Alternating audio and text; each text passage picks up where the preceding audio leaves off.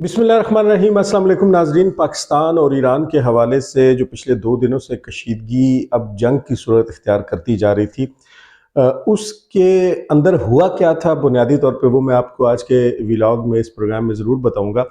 اور اس کے بعد یہ کہ اس واقعے سے وہ جو واقعہ ہوا ہے اس کے بعد اب ایک خوشائند اور بڑی اچھی خوشی کی خبر دونوں ممالک کے لیے آ گئی ہے، فائنلی بہرحال جو ہے وہ آ گئی ہے۔ اور تیسری اور آخری چیز یہ کہ ہم نے اس واقعے کے بعد خاص طور پہ بینگ اے پاکستانی کیا سیکھا اور ہمیں سوچنا کیا چاہیے۔ اب ہوا یہ تھا کہ آج تقریباً 2 دن پہلے ایران کی جانب سے پاکستان کے اندر ایک در اندازی کی گئی تھی، اور اس میں بہانہ جو بنایا گیا تھا وہ یہ بنایا گیا تھا کہ پاکستان کے اندر جیش العدل کے وہ لوگ پناہ لیے ہوئے ہیں کہ جنہوں نے پچھلے دنوں ان کے مرحوم جنرل قاسم سلیمانی کی برسی کے موقع پہ ان کی صفوں کے اندر گھس کے بڑی تباہی پھیلائی تھی، اور تقریباً 115 جو ان کے پاسداران انقلاب کے فوجی تھے انہیں ہلاک کر ڈالا تھا۔ اور اس کے بعد وہ لوگ یہ کہتے تھے کہ یہ در اندازی جو ہے وہ پاکستان کی جانب سے ہوئی ہے، گو کہ اس کو کرنے والے جو ہیں وہ انہیں کہیں نظر نہیں آئے، لیکن اس کے باوجود انہوں نے سارا ملبہ پاکستان کے اوپر گرا دیا تھا۔ آپ کو یاد ہوگا کہ آج سے کچھ سال پہلے جب عمران خان کی حکومت پی ٹی آئی کی حکومت تھی، اس وقت ہم لوگوں نے، یہ شاید اس سے بھی پہلے، ہم لوگوں نے ایک انڈیا کا جاسوس پکڑا تھا جس نے اپنے نام کا جو اس کا جو پاسپورٹ تھا وہ حسین مبارک پٹیل کے نام سے تھا، لیکن اصل نام اس کا کلبھوشن یادو تھا، اور وہ ایران کے راستے ان کی جو بندرگاہ چاہ بہار ہے اس کے راستے سے پاکستان میں داخل ہوا تھا۔ ہم نے اس کو گرفتار کر لیا تھا، پکڑ لیا تھا، بھارت سے احتجاج بھی کیا تھا، اور ابھی تک وہ پاکستان کی کسٹڈی میں ہے۔ پاکستان کے اوپر ہمیشہ سے کلبھوشن یادو کے حوالے سے بڑا پریشر بھی رہا، لیکن ہم نے کلبھوشن یادو کو بھارت کے حوالے نہیں کیا، مگر آپ کو یاد ہوگا کہ اس وقت ہم نے ایران کے ساتھ نہ تو اپنے تعلقات خراب کیے تھے اور نہ ہی ہم نے ایران کو کسی معاملے میں ذمہ دار ٹھہرایا تھا، اور یہ شاید وہ گڈ ول جیسچر تھا پاکستان کی جانب سے جس کی بنیاد پہ ہم ایران کو برادر اسلامی ملک کہتے ہیں۔ لیکن جب قاسم سلیمانی کے جنازے برسی کے اوپر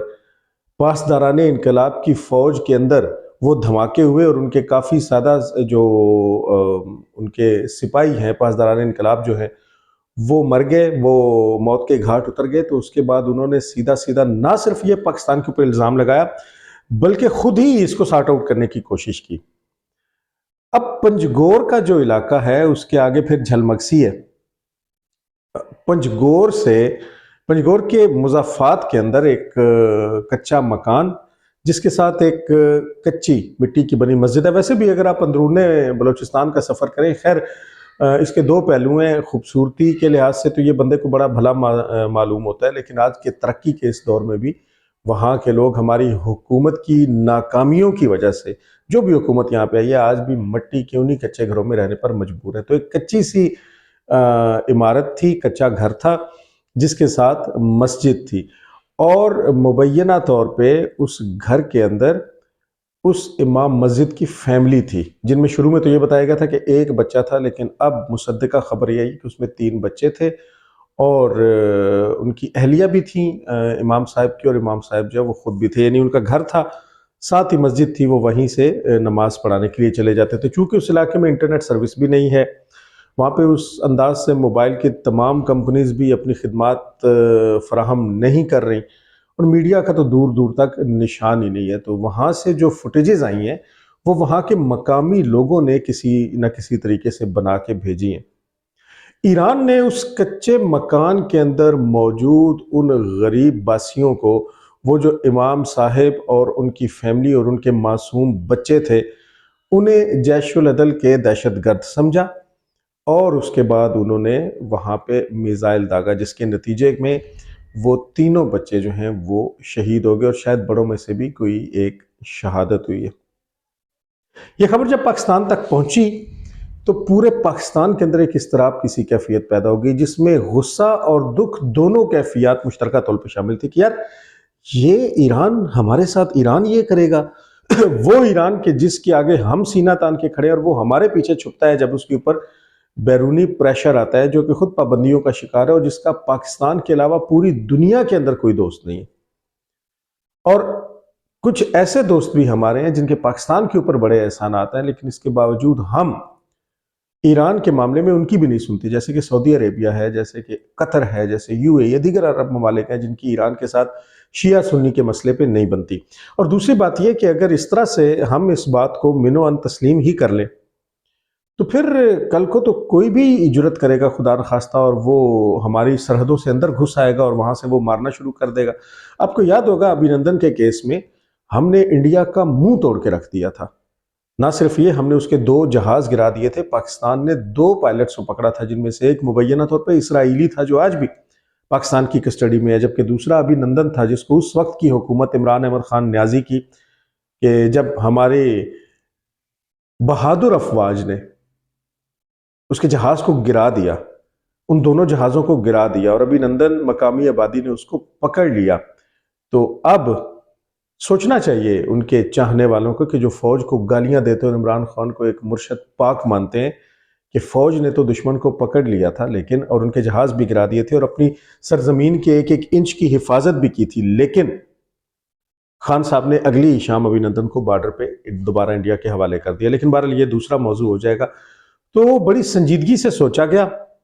اور اس کے بعد رات کے 11 بجے یہ فیصلہ کر لیا گیا تھا جی ایچ کیو راولپنڈی کے اندر کہ ہم اس کا جواب دیں گے، کیونکہ 24 گھنٹے جو ہیں وہ اس واقعے کو گزر چکے تھے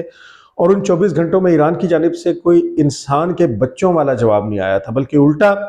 ایران کے وزیر خارجہ جو کہ اس وقت غالباً میونخ میں تھے یا زیورخ میں تھے، تو کسی کانفرنس میں شرکت کے لیے انہوں نے وہاں پہ بڑا ڈھیٹ بن کے یہ کہا تھا کہ جناب ہم نے اسرائیلی ٹارگٹ کو پاکستان کے اندر نشانہ بنایا ہے۔ یعنی ان کے کہنے کا مطلب یہ تھا کہ گویا اسرائیل اور پاکستان کا گٹھ جوڑ ہے جو کہ ایران کے خلاف ہے اور اسرائیلی جو ہیں وہ پنجگور میں پناہ لیے ہوئے ہیں جن کو انہوں نے جا کے مار دیا ہے۔ اور دوسرا یہ کہ ان کے وزیر خارجہ نے وزیر خارجہ کا تو یہ بیان آ گیا، پھر جو ان کے وزیر دفاع تھا اس نے بھی اسی طرح کا بیان دیا کہ ہم اس طرح سے اپنے ٹارگٹ کو پاکستان کے اندر ہم نے ہٹ کیا ہے۔ اب بندہ ان سے پوچھے کہ یار آپ لوگوں نے ایک تو حملہ کیا عراق کے اوپر، ایک آپ نے میزائل مارا شام کے اوپر، پھر آپ نے پنجگور میں پاکستان کے اوپر کیا، اور یہاں پہ جب آپ کا وزیر خارجہ وہاں بیرونی دنیا کے سامنے بیٹھ کے یہ کہہ رہا ہے کہ ہم نے اسرائیل کو ہٹ کیا، تو آپ کی تو اسرائیل سے نہیں بنتی، اور اس وقت حماس جو وہاں پہ جہاد کر رہی ہے اس کے پیچھے بیک بھی آپ ہی کی ہے، حوثیز کے پیچھے بیک بھی آپ ہی کی ہے، تو آپ ذرا جرت کریں نا، ذرا مردانگی دکھائیں۔ اور آپ کے ایران سے تو ڈائریکٹ اسرائیل تل ابیب ہٹ ہوتا ہے، تو آپ تل ابیب کو ہٹ کریں، اپنے وہاں پہ میزائل مارنے کی جرت کیوں نہیں کی؟ تو یہ آپ کی بددیانتی اور منافقت کو ظاہر کرتی ہے کہ آپ نے برادر اسلامی ممالک شام، عراق اور پاکستان کے اوپر تو حملہ کیا، لیکن اسرائیل کی طرف دیکھنے کی بھی جرت آپ نے نہیں کی۔ تو آپ جرت کریں، ابھی بھی کریں، ابھی بھی آپ کے پاس ٹائم ہے، کیونکہ وہ غزہ کے اندر جو کچھ ہو رہا ہے وہ تو اب بھی ہو رہا ہے، تو آپ کریں اور کر کے دکھائیں۔ لیکن ایسا نہیں ہوا، لیکن ایران یہ بھول گیا تھا، جیسے میں نے کل کے ویلاگ میں بھی کہا، کہ پاکستان نہ تو شام ہے اور نہ ہی عراق ہے۔ ہمارے داخلی مسائل دیکھیں جی، جو کچھ بھی ہوں، ہمارے اندر جو بھی پرابلمز ہوں، ہماری معیشت زبوں حالی کا شکار ہو، ہماری سیاست کے مسائل ہوں، ہمارے سیاستدانوں کے مسائل ہوں، لیکن ایک وہ واحد ادارہ، یہی بنیادی طور پہ ہماری پی ٹی آئی کے ساتھ ایک بحث چلتی ہے کہ جناب وہ ایک واحد ادارہ کہ جو ملکی دفاع اور بقا کی ضمانت ہے، آپ اسے خواہ مخواہ بدنام کرتے ہیں، پراپیگنڈا کرتے ہیں اپنے ناجائز اور جائز دونوں ٹارگٹ کے حصول کے لیے۔ تو رات کے 11 بجے جناب یہ فیصلہ ہوا، اور اس فیصلے کے بعد پھر رات کے 12 بجے ایئر ٹریفک سے مراد یہ ہوتی ہے کہ وہ کمرشل فلائٹس، وہ مسافر بردار طیارے جو کہ ان ملکوں کے اس خاص زون کے اوپر سے گزر رہے ہوتے ہیں، ان کو روک دیا جاتا ہے۔ اور دوسری جانب یہ ایک سگنل بھی ہوتا ہے، یہ ایک الارم بھی ہوتا ہے کہ جناب اب ہم چھوڑیں گے نہیں، اب ہم فضائی حملہ کریں گے۔ تو 12 بجے کے قریب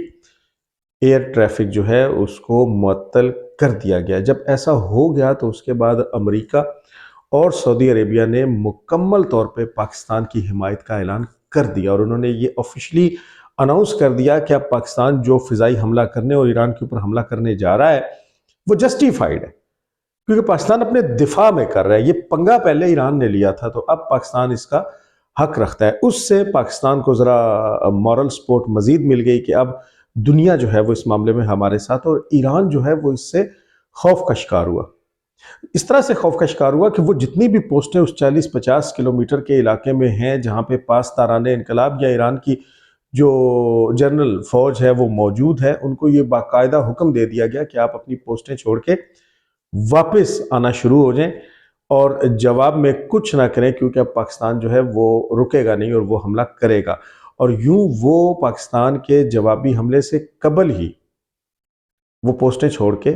بھاگ نکلے، کیونکہ پاکستان، آئی ریپیٹ، نہ کویت ہے، نہ عراق ہے اور نہ شام ہے. یہ پاکستان ہے، یہ پاکستان کی فوج ہے. پاکستان کے سپہ سالار حافظ جنرل سید عاصم منیر شاہ صاحب نے خود اس آپریشن کی کمانڈ کی. انہوں نے جی ایچ کیو راولپنڈی کے اندر باقاعدہ ساری رات اس آپریشن کا جائزہ لیا، اور صبح جب یہ آپریشن کامیابی سے اختتام کو پہنچا تو وہ اپنے گھر واپس تشریف لے گئے. رات کے 2 بجے کے قریب ہمارے ازلی دشمن، چھپ کر وار کرنے والے بھارت نے بڑا موقع اپنے طور پہ یہ تلاش کی، کیونکہ آپ کو پتہ ہے کہ ابھی نندن کو جب ہم نے وہ فنٹاسٹک ٹی پلائی تھی اور ابھی نندن کے ہم نے دانت توڑے تھے اور بھارت کے ان جہازوں کا قبرستان بنا دیا تھا پاکستان کی سرزمین کو، تو اس کے بعد سے بھارت کو اپنی اوقات کا پتہ لگ گیا تھا کہ وہ پراپوگنڈا تو جتنا مرضی کریں، وہ ایک خاص مخصوص جماعت کی بیک پہ کھڑے ہو کے پاکستان کے اندر جتنی بھی اضطرابی کیفیت اور انسٹیبلٹی پیدا کریں، وہ امریکہ اور اسرائیل کے ساتھ گٹھ جوڑ کر کے پاکستان کے اندر سازشیں جس قدر مرضی کر لیں، لیکن جب دو بدو لڑنے کی بات آئے گی، جب اپنے مسلز کو شو کرنے کی بات آئے گی، جب سینہ زوری کی بات آئے گی، تو اس وقت پھر ان کے دانت توڑ دیے جائیں گے. پھر اس وقت انہیں جو چائے پلائی جائے گی اس سوجی ہوئی آنکھ اور ٹوٹے ہوئے جبڑے کے ساتھ، تو پھر وہ یہاں کہنے پہ مجبور ہوں گے کہ یس اٹ از فنٹاسٹک. یہ تو ہماری کمزوریاں حکومتی جانب سے ہیں، اور اس وقت حکومت بھی پاکستان تحریک انصاف کی صورت میں انڈیا ہی کے لوگوں کی پاکستان کے اوپر تھی، کیونکہ آپ کو معلوم ہے 9 مئی کے واقعات میں جو کچھ ہوا ہے اس میں خوشی امریکہ کو ہوئی، اسرائیل کو ہوئی، بھارت کو ہوئی اور یوتھیاز کو ہوئی. وہ تو گٹھ جوڑ کی حکومت تھی، ظاہر ہے انہوں نے اپنا بندہ واپس دینا ہی تھا، تو انہوں نے اپنا بندہ ابھینندن واپس کر دیا. لیکن ان چاروں سٹیک ہولڈرز کو، 3 ممالک اور ایک سیاسی جماعت کو، یہ پتہ لگ گیا کہ پاکستان کی فوج جو ہے وہ کوئی خالہ جی کا گھر نہیں ہے، وہ منہ توڑ کے رکھ دیتی ہے جب بھی موقع آتا. اور یہ بات میں ایسے ہی نہیں کر رہا، آپ ذرا یوتھیاس کے پروپیگنڈا چینلز کو کھول کے نکالے جہاں پہ وہ بڑی بے شرمی اور بے غیرتی سے یہ بات کہتے ہوئے پائے جاتے ہیں کہ جناب پاکستانی فوج جو ہے وہ کوئی بھی الیکشن ہارتی نہیں اور کوئی بھی جنگ جیتتی نہیں. اور آپ کو یوتھیا سڑک کے اوپر اپنے ہی ان کرائے کے ٹٹوؤں، ان اپنے ہی کرائے کے صحافیوں جو اب کے بھگوڑے ہو چکے ہیں ان میں سے کافی سارے، اور وہ جو کرائے کے یوٹیوبرز پھرتے ہیں، ان کو یہ کہتے بھی نظر آتے ہیں کہ ہم نے 65 کی جنگ ہاری تھی، جبکہ ہم نے 65 کی جنگ جیتی تھی. آپ جائیں نا ذرا گجرات سے آگے وہ بڑیلا کے مقام پہ، تو آپ کو آج بھی 65 کی جنگ میں بھارت کا وہ علاقہ جو ہم نے اس وقت قبضہ کیا تھا اور ان کو واپس نہیں کیا تھا، وہاں پہ بھارتی مورچے، وہاں پہ بھارتی یونٹس کے سائنز اور بھارتی مندر آج بھی نظر آئیں گے. آپ شکر گڑھ میں جا کے دیکھیں کہ ہم نے کیا کیا تھا، آپ چونڈا کے محاذ پہ دیکھیں کہ ہم نے کیا کیا تھا، آپ BRB میں جا کے دیکھیں، اس باٹا پور سے آگے نکلے نا ذرا واگا کی طرف جائیں، تو پھر میں اب کوئی صبر سے کام لیتا ہوں، ان سے پوچھیں کہ ذرا آؤ اور بتاؤ کہ کون سی والی جنگ تھی جو تمہارے ملک بھارت نے جیت لی تھی اور ہمارے پاکستانیوں کے ملک پاکستان نے ہار لی تھی 65 میں. اور دوسری بات یہ کہ اگر 71 کی جنگ میں یہ ہوا تھا تو 71 کی جنگ کا سینیریو اور تھا، وہ دو بدو لڑائی تو تھی ہی نہیں، وہ تو بارڈر پہ اس طرح سے تھا یا نہیں جو کہ 65 میں تھا، وہ تو مکتی بانی کا پوری سازش کر کے جیتی گئی تھی، اور اس میں بھی عمران صاحب ہی کے خاندان کے جنرل نیازی نے ہتھیار ڈالے تھے. اور جب اس نے پستول نکال کے ٹیبل پہ رکھا تھا تو مبینہ طور پہ ایک سکھ نے اس جنرل نیازی کو، اس نیازی کے اس مامے کو تھپڑ بھی مارا تھا اور یہ کہا تھا کہ یار تم بے غیرت آدمی ہو کہ تم میں اتنی غیرت بھی نہیں ہے، تم پنجاب کے رہنے والے ہو کہ تم نے ہتھیار ڈال دیے، تو میں بھی پنجاب کا رہنے والا ہوں، تم نے ہمیں بدنام کیا. تو یہ ہے وہ بنیادی طور پہ رستی اور سسکتی تاریخ جو ان کے اپنے منہ پہ ایک تھپڑ کی طرح پڑتی ہے. فوج جب بھی سامنے آتی ہے، چاہے وہ یہاں پہ آپریشن جو ضرب عضب ہوا تھا، اس کے بعد دہشت گردی کی کمر ٹوٹ گئی تھی، اور جب یہ جماعت کنٹینر پہ چڑھ کے ناچتی تھی اور ورزشیں کرتی تھی اور ڈنٹ نکالتی تھی اور ساری رات وہاں پہ لڑکیوں کا کھلے عام ڈانس چلتا تھا، اس وقت سانحہ اے پی ایس ہوا تھا، اور سانحہ اے پی ایس کے بعد یہ ہلکی سی مذمت کر کے کنٹینر سے نیچے اتر گئے تھے، اور پھر ان دہشت گردوں کو جہنم واصل کرنے والی پاکستان کی یہی فوج تھی، اسی نے کیا تھا، اور آج تک دہشت گردی کی کمر جو ہے وہ ٹوٹی ہے، جس کا کریڈٹ پھر یہ لوگ جب بھی موقع ملتا ہے تو خود لینے کی کوشش کرتے ہیں۔ تو اب آنکھیں کھل جانی چاہیے، اس واقعے کے بعد کھل جانی چاہیے، پھر جتنے بھی شمالی علاقہ جات کے اندر یا افغانستان کی سرحد کے ساتھ ہمارے آپریشنز ہوتے ہیں اس کے بعد کھل جانی چاہیے، پھر ابھی نندن کے واقعے کے بعد کھل جانی چاہیے، پھر وہ جو اسرائیلی پائلٹ کو ہم نے پکڑ لیا اور وہ جو دونوں طیارے گرا دیے اس کے بعد کھل جانی چاہیے، پھر جو ہم نے کلبھوشن کو پکڑ لیا اس کے بعد کھل جانی چاہیے، اور اب جو ہم نے ایران کو جواب دیا اس کے بعد کھل جانی چاہیے۔ لیکن قوم یوتھ جو ہے اس کا علاج نہ تو کوئی ڈیبیٹ ہے، نہ ہی کسی بھی قسم کی کوئی لاجک ہے، بلکہ ڈنڈا ہے۔ اور اب پاکستان کے طاقتوروں کو چونکہ یہ بات سمجھ آ چکی ہے کہ جو لاتوں کے بھوت ہیں وہ باتوں سے نہیں مانتے، تو ان پہ ڈنڈے بھی برسائے جا رہے ہیں اور ان پہ جوتے بھی برسائے جا رہے ہیں۔ نتیجتاً اڈیالہ جیل میں بیٹھے ہوئے قیدی سے لے کر ان کے سڑک چھاپ قسم کے یوتھیے تک آپ کو آنسوؤں سے روتے، دھاڑتے، چیختے، چلاتے سڑکوں کے اوپر پھرتے ہوئے نظر آتے ہیں۔ ان کی کمر ٹوٹ گئی اور اب آپ کو یہ آنے والی حکومت میں کہیں بھی حصے دار نظر نہیں آتے۔ تو 2 بجے یہ ہوا جناب کہ بھارت نے ایک میسج بھیجا ایران کو کہ اب اگر مزید کسی بھی قسم کی جارحیت پاکستان کی طرف سے ہوتی ہے یا پاکستان آپ کے اوپر فضائی حملہ کرتا ہے تو ہم آپ کا ساتھ دیں گے۔ اب آپ یہ دیکھیں، یہ ہے بنیادی طور پہ وہ مکار اور مکروہ چہرہ ہمارے ازلی دشمن بھارت کا، کہ جب انہوں نے خود یہاں آ کے مجھے لاکھ اختلاف سے، لیکن عمران خان کی وہ بات بڑی پسند آئی جب انہوں نے ایک محفل کے اندر ہنستے ہوئے یہ کہا تھا کہ یار ہم بھارت سے بدلہ لیں گے، انہوں نے ہمارے کافی سارے درختوں کو نشانہ بنایا اور ہمارے 5 کوے بھی مارے گئے ہیں۔ تو اپنے 2 جہاز اڑا کے اور اپنے دوست اسرائیل سے ایک پائلٹ منگوا کے ایک اپنا مقامی ابھینندن اس میں بٹھا کے اور پھر اس کے بعد ہمارے چند درختوں کو جلا کے اور ہمارے کووں کو نشانہ بنا کے اپنے دونوں جہاز بھی یہاں پہ گروائے، اپنے دوست ملک کا پائلٹ بھی یہاں پکڑوایا اور اپنے پائلٹ کا منہ بھی توڑوایا۔ تو ظاہر ہے ان کے ذہن کے اندر وہ ایک پیچ و خم تو وہ کھاتے ہیں، وہ دانت تو پسیجتے ہیں، وہ غصہ تو کرتے ہیں، وہ تو چاہتے ہیں کہ ہم اکیلے تو کچھ نہیں کر سکے، ہم تو اسرائیل کا پائلٹ ساتھ ملا کے بھی کچھ نہیں کر سکے، بلکہ دا ٹی از فنٹاسٹک ہمارے پورے ملک میں ایک گالی بن گیا۔ آپ کو پتہ ہے کہ اب دنیا بھر میں بھارتی جو ہیں وہ اگر آمنے سامنے بیٹھ کے، آپ کو پتہ ہے چائے کی بڑی ان کے ہاں، وہ ادرک کی چائے ہے تو فلانی چائے ہے تو فلانی چائے، جب وہ چائے پی رہے ہوتے ہیں تو وہ ٹی کو فنٹاسٹک کہتے ہوئے بڑی احتیاط کرتے ہیں، کیونکہ پھر ان کو آگ وہاں لگتی ہے جہاں وہ کسی کو دکھا نہیں سکتے۔ تو اس بھارت نے ایران کو یہ آفر دی، لیکن ایران نے معذرت کر لی اور یوں ایک ایسا تھپڑ جو کہ نظر نہیں آیا، انتہائی تکلیف دی صورت میں بھارت کے اس مکروہ چہرے کے اوپر پڑ گیا۔ پاکستان نے جناب ایئر سٹرائک کی، پاکستان سرگودا سے ہمارے F-16 اڑے اور پھر اس کے بعد جیکب آباد کی ہماری ایئر بیس، پھر شمسی ایئر بیس، پھر کوئٹہ کے سمنگلی ایئر بیس سے ہمارے JF-17 تھنڈر طیارے شہزادے وہ ان کے پیچھے پیچھے رہے، جو ہمارے F-16 تھے انہوں نے JF-17 تھنڈر کو اسکارٹ کیا، وہ آگے آگے چلے اور ایک شان کے ساتھ پلٹ کے، جھپٹ کے اور پھر پلٹ کے وہ ایران کے اندر گھس گئے۔ اس کے پیچھے ہماری ایمونیشن تھی، ہماری اٹرلی تھی، ہماری بری فوج تھی، ہمارے میزائل تھے، ان کے اوپر ہم نے کپڑا شپڑا پھیر لیا تھا۔ 50 کلومیٹر کم و بیش اندر تک پاکستان نے 7 حملے کیے، اور یہ حملے کسی پتھر کے اوپر نہیں کیے گئے، یہ حملے کسی پہاڑ اور کسی میدان کے اوپر خالی خولی کر کے ہم نے وہاں کھڈے گڑے نہیں بنائے، بلکہ اپنے ان تمام ٹارگٹس کو جن کی رپورٹس پاکستانی فوج کے پاس انٹیلیجنس کی بنیاد پہ پہلے سے تھی اور جو ہم وقتاً فوقتاً ایران کو بتاتے رہتے تھے کہ ہمارے BLA اور BLF بلوچ لبریشن آرمی اور بلوچ لبریشن فرنٹ کے جو دہشت گرد ہیں وہ یہاں پہ دہشت گردی پھیلاتے ہیں، جن کو انڈیا کی اور اسرائیل کی سپورٹ حاصل ہے،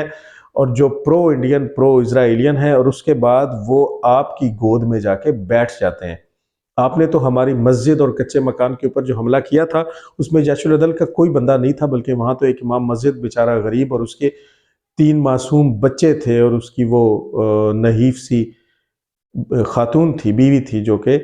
شہید ہو گئی۔ لیکن اب حقیقت میں بی ایل اے اور بی ایل ایف کے جو دہشت گرد ہیں آپ کی گود میں بیٹھے، اور ہم ان کو آپ کے منہ میں ہاتھ ڈال کے آپ کے جبڑوں سے کھینچ لیں گے، اور ہم نے کھینچ لیا اور ان سب کو جہنم رسید کر دیا۔